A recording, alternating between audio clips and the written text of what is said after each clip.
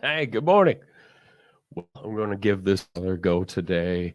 Facebook Live and YouTube Live, by the way, had some requests for YouTube, and a couple of friends said they appreciated that, watched it on the big screen on their smart TV on YouTube. Sorry about the extreme close-up on that. I've gotten a lot of requests to join in the morning. I'm not going to do this myself. Sometimes with guests, like I've had Laura and Jay on, but you can participate as well in live comments in real time, like Janet right there. Good morning, Janet. And here's a topic you can participate in right now. What was the first place you drove by yourself? Now, this could be, was it to the store? Was it to school? Or maybe even someplace big, like more than 36 miles away. What was the first place you drove by yourself? I think here, I'll put that up here so you can see. And I'll give you some time to think about that. Get the comments going. I'll bring some of them up live on the video here and read them and maybe comment about it. I have the far away one that I did. I don't remember. I probably went to the store from Sunshine Foods in Mitchell, South Dakota. It's about 7 blocks away, so it wasn't a big risk. Let's go back and see who else is checking in here. Jerlyn, good morning to you too. I love this. Gwen, hello there. Janet is our first one to work. She drove to work. So keep those going. I asked Alexa, what's the weather today? She said mostly cloudy and 61 again. 61. I think it's about 34 right now. 52 tomorrow, slight chance of rain in the morning. And then on Friday, mostly sunny, 49. Saturday sounds like a temperatures dropping, windy, cold, in the 30s. It's going to be a wood March. I just read that Eric Carmen died. He did the classic All by Myself, an epic 70s tune. And then he also did Hungry Eyes in 87. One look at you and I can't disguise. 74 years old, the cause of death not revealed, but his wife messaged that he died in his sleep over the weekend. Sorry to hear that. That song, by the way, All by Myself, you remember the one. When I was young, I never needed anyone. That melody and that verse is based off of a classic orchestra piece, the second movement, Adagio, of Rachmaninoff's Piano Concerto No. 2 in C minor, Opus 18. When I was in college, I would put the cassette on and just lay back on the floor. Bring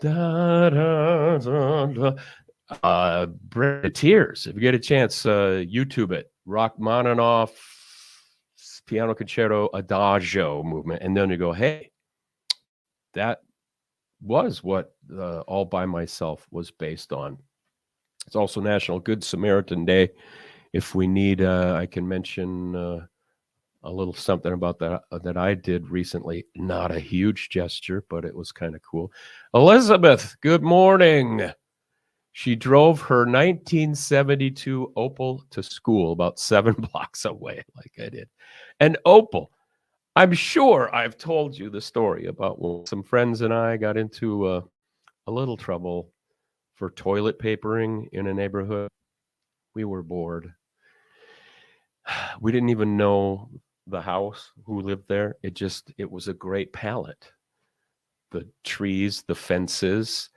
And then a neighbor spotted us and gave chase. And we were in a yellow Opel. My friend's car, his car, I guess. And, you know, they got the license plate. We all ended up having to go to the police station to talk about how we were going to go and clean it up the next day, a Sunday morning. And my dad's advice or his speech on the way to the police station, it wasn't, shouldn't have done that. What are you thinking? That's littering, the toilet papering. He said, of all the cars you could have used, a yellow Opel, the only one of its kind in the upper Midwest. You should have driven a more common car so you would have gotten away with it. Whitney, good morning. First place I drove, probably high school, New London Spicer. A shout out to NLS.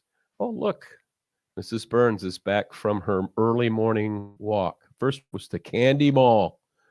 First long trip to Minneapolis to John Cougar Mellencamp.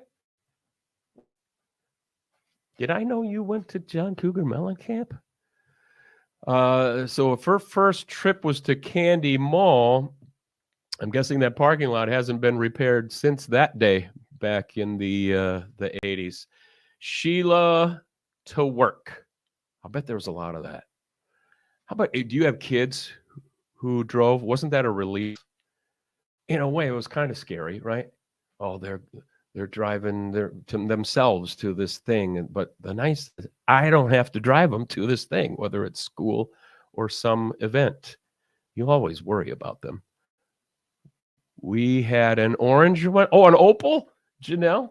Okay, so maybe there were 3 Opels between Minnesota and South Dakota. Not a common car. Look it up. I don't even, well, is it German? Was it Austrian? I don't even know what it was. Good morning, Ashley, a friend. So Steve says, watching you from my hospital bed. Or Kathy, I don't know which one it is. We got Steve, Kathy. Well, I hope everything's okay and that you repair quickly. Where did you drive your car alone for the first time? All right, I'll tell you again, probably to the grocery store, maybe to school, although I had the friend who had the yellow Opel usually swung by, picked me up, and then we went to school together. But as far as a faraway trip, so I was in Mitchell, South Dakota. I had been to a band camp on they had choir, organ, brass, and they all did a concert. And I met a gal, this little sweet on her, and she was from a town about 35 miles away, Howard, South Dakota. And one day I drove up there. I didn't really have permission, but just to visit. I think she's still in that area. Anyone else comment, and we'll bring you up right here on Facebook. The Good Samaritan story I told you about on Good Samaritan Day. There she is. You went to John Cougar Mellencamp? Yeah. When was that? 88. Never stop learning about your spouses. I've never seen John Mellencamp. Good Samaritan Day, March 13, recognizing the unselfish actions of those who provide help when needed. Of course, it goes back to the biblical story, but I think now that's just what we call anybody who helps out if somebody's stranded on the roadside. My story, we were shopping up at Sierra in St. Cloud. You know, it's a TJ Maxx company, same kind of, but more of outdoorsy performance clothing and camping gear, stuff for dogs. And I was waiting for my wife. I had already checked. And a young mom with a toddler and a baby in a stroller, several bags. She's trying to wrangle the kids in the stroller and the bags. I said, could you use a little help getting this out to the car? I'd be glad to help. And of course, you know, there's a hesitation as she looks and kind of does a quick, is this guy okay summary. Apparently, I appeared to be a good guy. So I helped walk the stuff out to the van. And as I was walking away back into the store, I heard her say to the kids, "Wasn't that man so nice to help us out?" So think about that. What can you do today? Brought lunch to my dad in the field. That's the topic that we're going here on. Where did you drive alone the first time out to the field? Now, Judy, I know how it is on the farm. I know of people who were driving tractor at 12 years old. Was this officially licensed?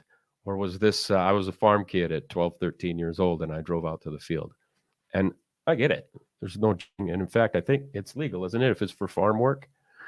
Help me out. Comment if so. Is there a certain age, even for farm work, that you're supposed to be? I don't know. Jill, who was walking with my wife a bit ago, a rusty Mustang. Tell me you called it Rusty Musty. Now that doesn't sound right, does it? First place was driving as fast as I could in reverse down my parents' long driveway, or I'd let it roll down the driveway and pop the clutch. Does anybody even know what that means, popping the clutch?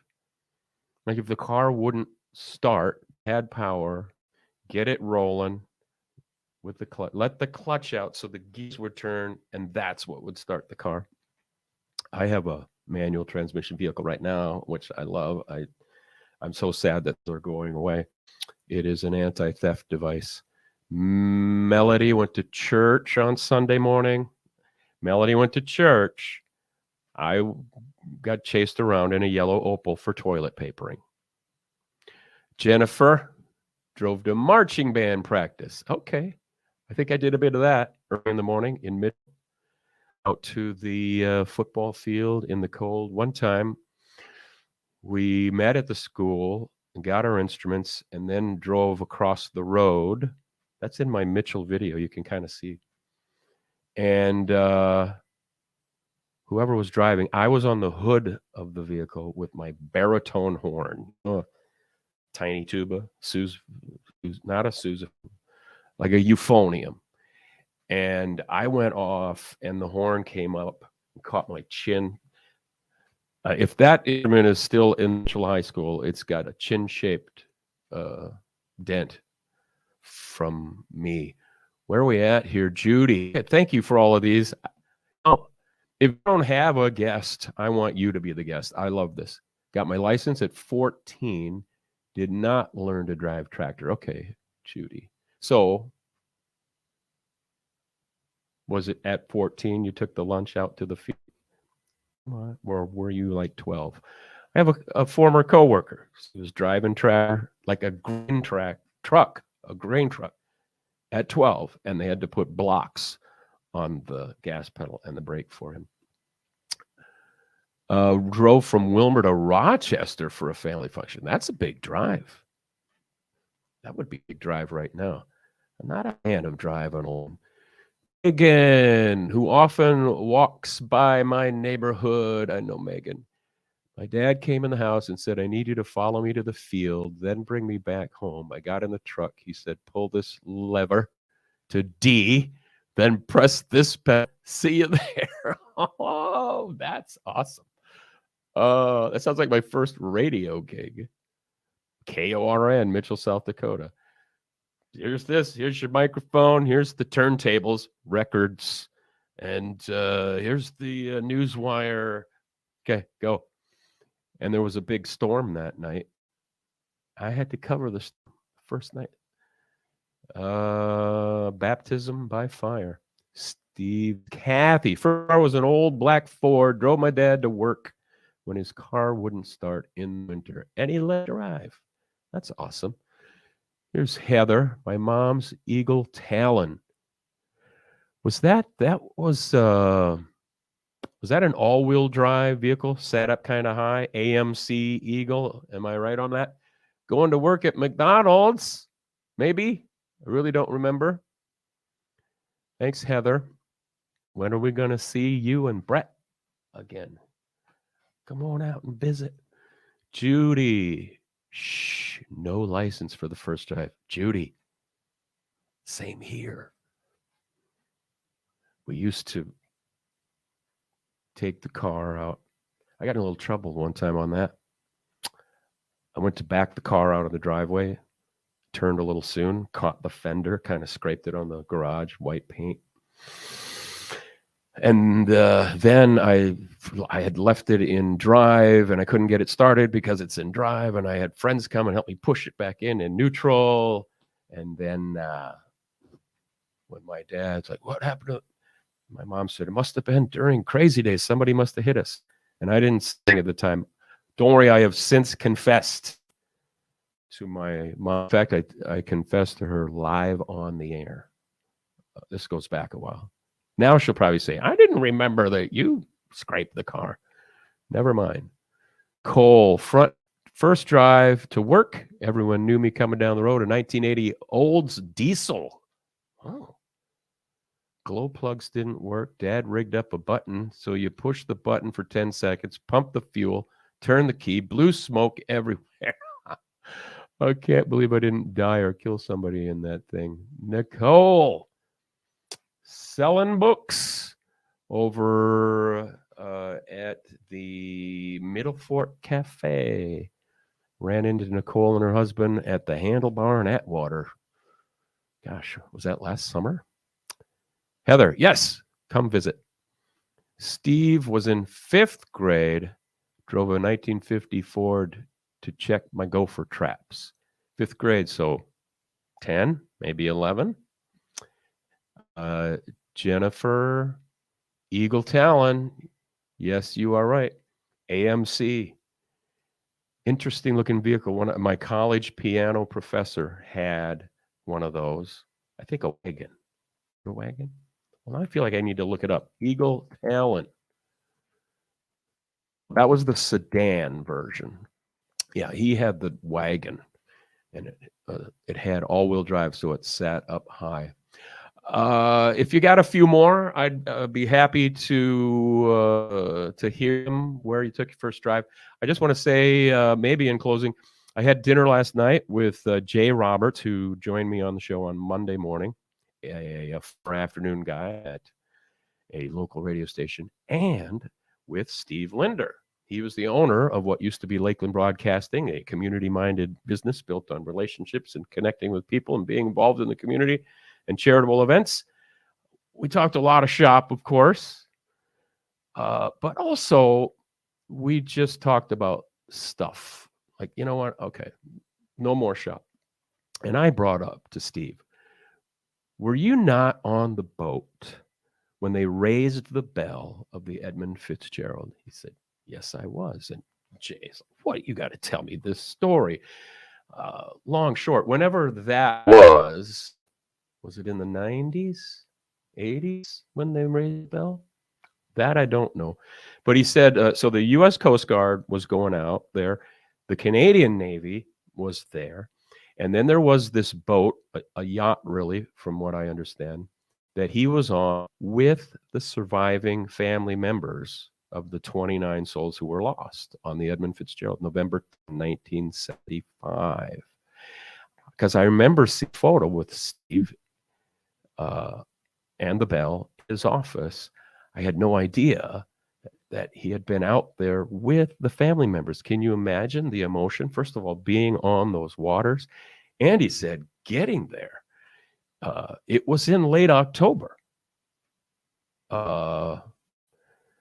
That's getting to be, he said, windy, the waves. I wouldn't want to be on a boat with waves rocking it, going to the site of the sinking of the Edmund Fitzgerald. But what an amazing story.